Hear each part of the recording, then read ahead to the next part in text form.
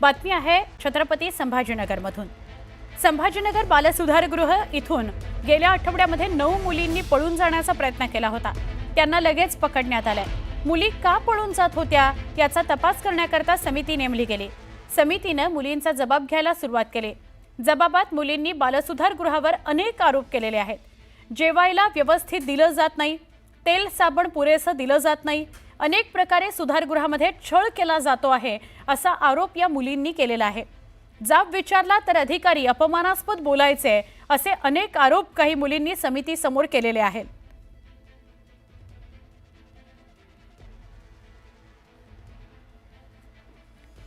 आपण थेट बोलूया आमचे प्रतिनिधी सिद्धार्थ गोदाम यांच्याशी।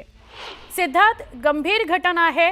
अनेकदा असं बघायला मिळतं की बालसुधारगृहामध्ये पळून जाण्याचाच प्रयत्न होतो, मुली असो मुलं असो, आणि जर ते पकडले गेले तर त्यांच्याकडून हेच भयान वास्तव समोर येतं की जेवायला नीट दिलं जात नाही, निकृष्ट दर्जाचं अन्न असतं, व्यवस्था नीट नाही, अपमानास्पद वागणूक मिळते। काय सांगाल?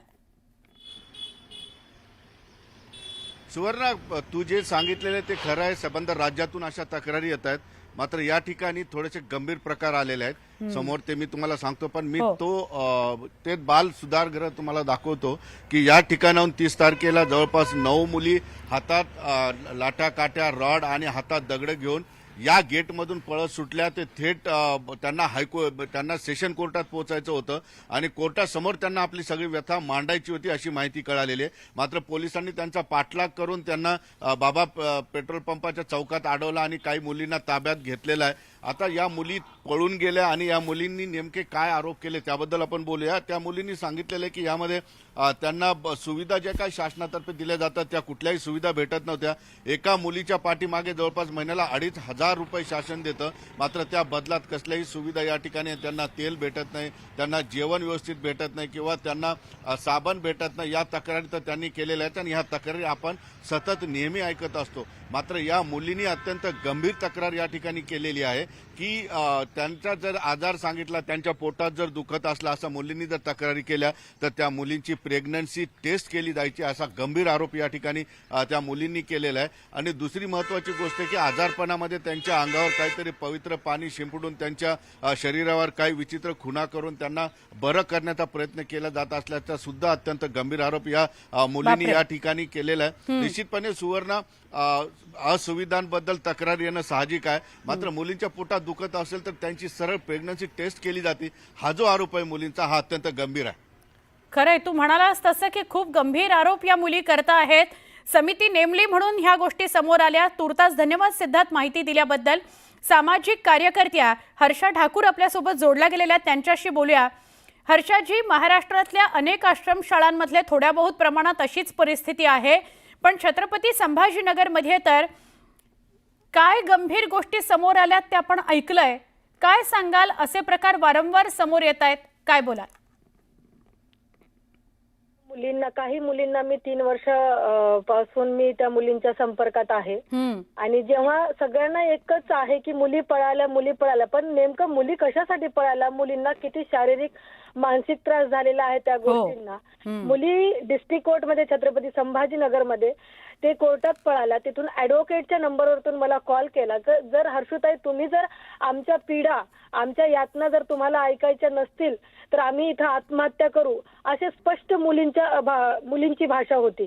आणि त्याच्यानंतर अर्ध्या तासात मी जेव्हा कोर्टात पोहोचले, कोर्टात जे वातावरण होतं ते खरंच खूप असं धक्कादायक आणि तळपायाची आग मस्तकाला जाईल असा हा प्रकार होता। मुलींचे पूर्ण हात जे आहे रक्तानं भरलेले होते, मुलींनी स्वतः सुसाईड करायची कोशिश केलेली होती। जेवढ्या मुली होत्या सगळ्यांच्या हातावर डीप कट मारलेले होते, अक्षरशः पूर्ण हात रक्तबंबाळ होते। त्यांना हे सगळा प्रकार विचारला मी, विचारल्यावर त्यांनी ज्या गोष्टी सांगितल्या की आमचं पोट जरी दुखलं तर आमचं प्रेग्नन्सी टेस्ट होतंय, ज्या पीडित मुली आहेत ज्यांच्यावर अत्याचार झालेले आहेत त्यांना बाल सुधारगृहामध्ये पवित्र पाण्यानं त्यांच्यावर शिंपडून पवित्र केलं जातंय। आणि याच्यानंतर दुसरी गोष्ट म्हणजे त्यांना एक त्यांच्या डोक्यावरती तेल लावून एक क्रॉस काढला जात आहे आणि त्यांनी हे विचारलंय की ह्या सगळ्या गोष्टी कशासाठी होतात. तर त्यांना सांगितलंय की तुमचं शुद्धीकरण होतंय, तुमच्यावर जे अत्याचार झालाय, ह्या गोष्टी झाल्या त्याच्यानं तुम्ही अपवित्र झाल्यात आणि तुम्हाला ह्या सगळ्यांपासून तुम्हाला पवित्र केलं जाते. ह्या अशा गोष्टी मुलींनी सांगितलेल्या आहे. आणि एका मुलीनं तर असं स्टेटमेंट मला दिलेलं आहे, माझ्याकडे सगळे व्हिडिओ वगैरे आहेत, मी फक्त त्या मुलींचे फोटोज व्हिडिओज व्हायरल करू शकत नाही. बरोबर. पण त्या मुलींनी असं सांगितलंय की एक तक्रार पेटी आहे, त्या तक्रार पेटीमध्ये जर एक तक्रार जर टाकली तर त्या मुलींना तक्रार का केली म्हणून कम्प्युटर रूम मध्ये जिथे कॅमेरा नाही तिथं नेऊन बेदम मारहाण करण्यात येते. एका मुलीने फक्त एकच चपाती देतात म्हणून तिनं ते तक्रार केली, तर त्या मुलीला पण बेदम मारहाण करण्यात आलं आणि त्यांना प्रत्येक वेळेस असा दबाव टाकत गेलं की तुम्ही बाहेरचे लोक जर येतील आणि ह्या गोष्टी जर सांगता तुम्ही तर त्या 15 ते 20 मिनिटं येतील, पण त्याच्यानंतर तुम्हाला आमच्याशीच सामना करावा लागेल, मग आम्ही तुमचे असे हाल करू. म्हणजे तुम्ही कोणी जर मदत तुम्हाला करायला येत असेल तर त्यांना सुद्धा ह्या सगळ्या गोष्टी सांगायच्या नाही, नाहीतर ते गेल्यानंतर तुमची हेळसांड केली जाईल. खूप गंभीर बाब आहे ही. हर्षाजी, या सगळ्या घडामोडीचा पाठपुरावा आम्ही सुद्धा करू. न्यूज 18 लोकमत आपल्या सोबत आहे. खरं तर जे काही छळ या बालसुधारगृहामध्ये होत आहेत त्याला वाचा फुटली पाहिजे, त्यांच्यावर कठोर कारवाई झाली पाहिजे, ना की या मुलींवर. तुर्तास धन्यवाद हर्षाताई, आपण न्यूज 18 लोकमतशी बोललात त्याबद्दल. याच संदर्भात अंबादास दानवे यांची प्रतिक्रिया आलेली आहे, ती बघूयात. हे पहा, संभाजीनगरात ज्या 9 मुली त्या वसतिगृहातून निघून गेल्या होत्या, आता त्याला पळून गेल्या म्हणतील, परंतु त्या निघून गेल्या होत्या तिथल्या वर्तणुकीमुळं. एक मुलगी तर अक्षरशः रस्त्यावर भीक मागत होती, ती सापडलेली आहे, जी हरवली होती ती. आणि त्या मुलींच्या तक्रारी जर बघितल्या तर मला असं वाटतं अंगावर शहारे येतील अशा प्रकारची स्थिती आहे. सरकार नुसतं निवेदनं करतंय, परंतु सरकार कोणती कारवाई करत नाही. मला असं वाटतं येणाऱ्या काळात आजच एखाद्या मुद्द्याच्या माध्यमातून सरकारला या प्रकरणावर कारवाई करायला भाग पडेल. अजून एक महत्त्वाची बातमी बघूया. मुंबईतल्या घाटकोपरमधली आहे. घाटकोपरमधील पालिकेच्या शाळेतील विद्यार्थी नव्या इमारतीच्या प्रतीक्षेत आहेत. 3 वर्ष जीव मुठीत घेऊन शिक्षण घेणाऱ्या विद्यार्थ्यांची बोळवण पुन्हा एकदा जुन्याच शाळेत करण्यात आली आहे. जुनी इमारत धोकादायक आहे असं सांगून नवी इमारत बांधली, पण 350 मुलं शाळेपासून वंचित आहेत. आमच्या प्रतिनिधी प्रणाली कापसे यांच्याशी अधिक बोलूया. प्रणाली, काय नेमकी घटना, काय अधिक माहिती?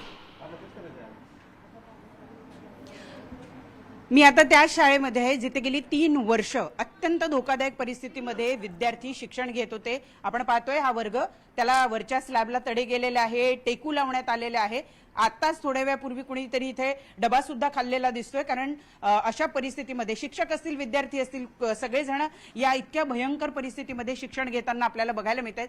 गेले 3 वर्ष या विद्यार्थ्यांनी या अशा शाळेत शिक्षण घेतलं. आता बाजूला नवीन इमारत तयार झालेली आहे, परंतु त्या इमारतीमध्ये आता विद्यार्थ्यांना पाठवलं जाणार नाहीये. 1.5 किलोमीटर लांब असल्या शाळेमध्ये त्या विद्यार्थ्यांना पाठवलं जात आहे आणि पालक असेल, विद्यार्थी असेल आणि स्थानिक लोकप्रतिनिधी असेल यांचा विरोध आहे. ताई, तुम्ही आज या शाळेला भेट द्यायला आलेला आहात.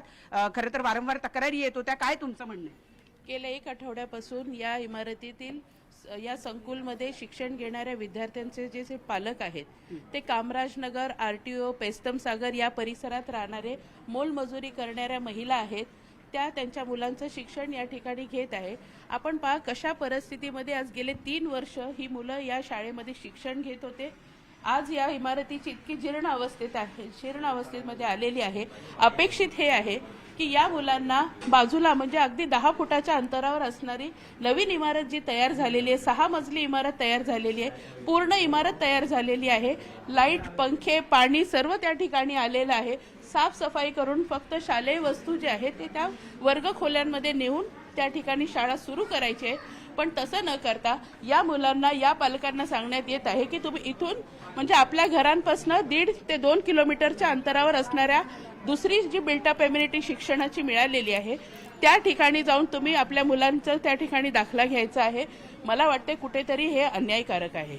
आज या मोलमजुरी करणाऱ्या महिला याच परिसरामध्ये घरकाम करायला जातात आणि ते त्यावेळी सकाळी जात असताना मुलांना शाळेत सोडतात आणि घरी परतीला जात असताना मुलांना इथून घरी घेऊन जातात. 1.5 किलोमीटर लांब गेलेली ही मुलं परत नवीन शाळेत कधी परततील? अजिबात नाही. कारण याचं कारण हे आहे की या मोलमजुरी करणाऱ्या महिलांना रोजचे 60 रुपये मोजता येणार नाही. आज त्यांच्या दैनंदिन जे काही त्यांचा खर्च आहे किंवा जे काही ते पैसे त्या ठिकाणी मोलमजुरी करून कमवत आहेत त्यामध्ये ह्या सगळ्या गोष्टी भागवणं शक्य नाही आणि म्हणून महानगरपालिकेच्या शाळेमध्ये ही मुलं येत असतात. तुम्हाला संशय की ही नवीन बांधलेली नवी कोरी इमारत दुसऱ्याच कोणाच्या तरी घशात घालणार आहे? 100% ही इमारत जी आहे आज इतकी 6 मजली इमारत तयार जी केलेली आहे त्यामध्ये कुणीतरी खाजगी शाळेला किंवा संस्थेला किंवा या ठिकाणी माध्यमिक शाळेंच्या व्यतिरिक्त इतर कोणाला तरी मुंबई पब्लिक स्कूलच्या माध्यमातून किंवा कसे या इमारती त्यांच्याकडे देण्यात येणार आहे. माध्यमिक शाळा म्हणजे मराठी भाषा किंवा हिंदी भाषा या विषयासाठी मुंबई शहरामध्ये आज सर्व लोक रस्त्यावर उतरलेले आहेत. अशा परिस्थितीमध्ये भविष्यामध्ये या माध्यमिक शाळांमध्ये शिक्षण घेणारे मुलं कंत्राटदारानं वेळेत काम नाही केलेलं आहे त्याची काही अडचण आहे म्हणून विद्यार्थ्यांना दुसऱ्या शाळेत पाठवलं जातं. कंत्राटदाराचा कालावधी संपलेला नाही. त्याचं काम त्या ठिकाणी इमारत बांधण्याचं काम जे आहे ते पूर्णपणे झालेलं आहे. पण आज या ठिकाणी जी साफसफाईची कामं आहे ती करून फक्त ह्या वर्ग खोल्या चालू करायच्या आहेत. पण ते करण्यापासून प्रशासन मागे हटत आहे. ज्या पद्धतीनं ही शाळा जी आहे नवीन इमारत जी आहे अत्यंत देखणी अशी इमारत आहे मग या इमारतीचं काय होणार? या इमारतीचं काय होणार हा प्रश्नच या सत्ताधारी पक्ष आणि या प्रशासनावर आहे माझा की इतकी सुंदर इमारत जी आहे कोट्यावधी रुपयाने बांधलेली ही इमारत जी आहे आज ही कोणाच्या घशात घालण्याचा घाट आहे. आज या एका बाजूला सर्वसामान्यांचे 350 मुलांच्या शिक्षणाचा प्रश्न जो आहे तो या ठिकाणी असताना ही इमारत जी आहे ही बांधून तयार असताना मुलांना इथून स्थलांतरित करणं हे अन्यायकारक आहे. कधी ऑर्डर आलेली आहे मुलांना स्थलांतरित करण्याची आणि किती दिवसाचा कालावधी देण्यात आलाय? मला असं समजते की गेल्या 2 दिवसांच्या कालावधीमध्ये यांना ते ऑर्डर देण्यात आले की ही शाळा जी धोकादायक आहे ती खाली करण्यात यावी. धोकादायक आहे ही आपण आपल्या नजरेने आज नाही पाहत आहोत, 3 वर्षांपासून पाहत आहोत. अचानकपणे आजच का तुम्हाला वाटते हे खाली करायचंय? आणि मग खाली करायची असेल तर आपण समोर जी इमारत तयार आहे त्याची तुम्ही पार्ट ओसी घ्या. आज मुंबई शहरामध्ये अनेक इमारती ज्या बनतात त्या पार्ट ओसी घेऊन सर्व कन्व्हेन्स किंवा सर्व कंप्लायन्स जे आहे ते सर्व करून त्या इमारती चालू केल्या जातात. मग त्या शासकीय असो किंवा खाजगी असो अशाच पद्धतीने ही इमारत तयार करायला पाहिजे. सर्व परवानग्या त्या ठिकाणी निर्माण करायला पाहिजेत. नक्की आपण प्रेक्षकांना दाखवूया ही अत्यंत नवीन अशी बांधलेली इमारत आहे. खरं तर याचा पहिला आणि दुसरा मजला हा पूर्णपणे तयार आहे. पंखे, इलेक्ट्रिसिटी, पाणी अशा सगळ्या गोष्टी त्या ठिकाणी आहे. परंतु त्या वर्गखोल्या विद्यार्थ्यांना खुल्या केल्या जात नाहीये आणि धोकादायक इमारत झाली असं सांगून इथून 1.5 किलोमीटर लांब विद्यार्थ्यांना पाठवलं जाणार आहे, ज्याला पालकांचा, विद्यार्थ्यांचा आणि त्याचबरोबर स्थानिक लोकप्रतिनिधींचा विरोध आहे. कारण ही शाळा धोकादायक आहे असं सांगून कोट्यावधी रुपये याच विद्यार्थ्यांच्या नावावर खर्च करून मुंबई महानगरपालिकेने ही एवढी सुंदर इमारत बांधली. परंतु आता त्याच इमारतीत जिला 3 वर्ष विद्यार्थी आपल्या डोळ्यानं बनताना पाहतायत त्याच इमारतीमध्ये विद्यार्थ्यांना जाता येणार नाहीये याचा खेद त्यांच्या पालकांच्या आणि त्या मुलांच्या चेहऱ्यावर दिसतोय. आणि त्यामुळे स्थानिक लोकप्रतिनिधींची मागणी आहे किंवा मुंबई महानगरपालिका प्रशासनाला आव्हान आहे की जर त्यांनी ही इमारत मुलांसाठी खुली करून दिली नाही तर विद्यार्थी आणि पालक विद्यार्थ्यांना घेऊन लोकप्रतिनिधींसह या वर्गात जाऊन बसतील. त्याची संपूर्ण जबाबदारी ही मुंबई महानगरपालिकेची असेल आणि त्यासाठी संपूर्ण मुंबई महानगरपालिका जबाबदार असेल असं स्थानिक लोकप्रतिनिधींचं म्हणणं आहे. नक्की प्रणाली, धन्यवाद माहिती दिल्याबद्दल.